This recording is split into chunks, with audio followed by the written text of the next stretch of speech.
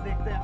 नीति आयोग देखिए हमारा बहुत ही महत्वपूर्ण हमारी भारत सरकार की संस्था है और पूरे देश के सभी राज्यों को विकास को आगे बढ़ाने में नीति आयोग का बहुत बड़ा योगदान होता है। और नीति आयोग के समक्ष हम हर वर्ष अपने राज्य की जो पूरा रूपरेखा है, आने वाले जो समय की जरूरतें हैं, चुनौतियां हैं, उन सभी से अवगत कराते हैं। और इस संबंध में पीछे नीति आयोग की बैठक भी हुई थी और उस नीति आयोग में जो नीति आयोग के द्वारा निर्धारित उनके क्राइटेरिया हैं, उस क्राइटेरिया में उत्तराखंड राज्य अच्छा कर रहा है। सतत विकास को प्राप्त करने में हमने पूरे देश में पहला स्थान हमारे राज्य को मिला है।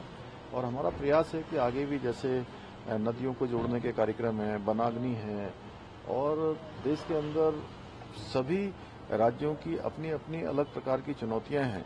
मैदानी क्षेत्र का अलग एक प्रकार का काम है और जो हमारे हिमालयन राज्य हैं उनकी अलग चुनौतियां हैं। और मैंने हमेशा से कहा है कि हिमालयन राज्यों की चुनौतियों के अनुसार उनको प्राथमिकता के आधार पर सहायता मिलनी चाहिए।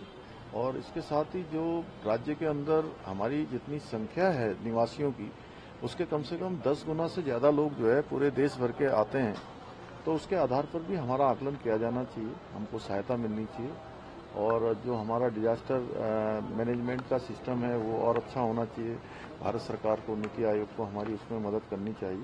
बहुत सारे कामों में नीति आयोग हमारी मदद कर रहा है, मैं उसके लिए नीति आयोग का धन्यवाद भी करता हूं। सर, राज्य का रजत जयंती स्थापना वर्ष है, हमारी जीएसडीपी बढ़ी है, हमारी प्रति व्यक्ति आय बढ़ी है।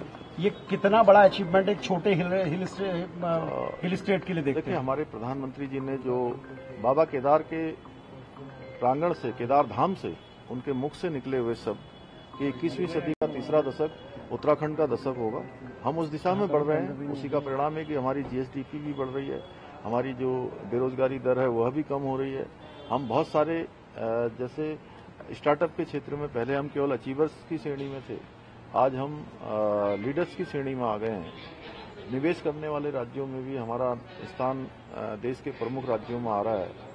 हर दृष्टि से आज हमारा राज्य आगे बढ़ रहा है। प्रधानमंत्री जी के वो कथन, ऐसा लगता है कि वो उनके मुख से शिव रूपी शब्द थे जो धरातल पर उतर रहे हैं और आगे भी उतरते रहेंगे। Thank you sir. हमसे जुड़े रहने के लिए हमारे YouTube चैनल को सब्सक्राइब करें और नई वीडियो की नोटिफिकेशन के लिए बेल आइकॉन को दबाएं।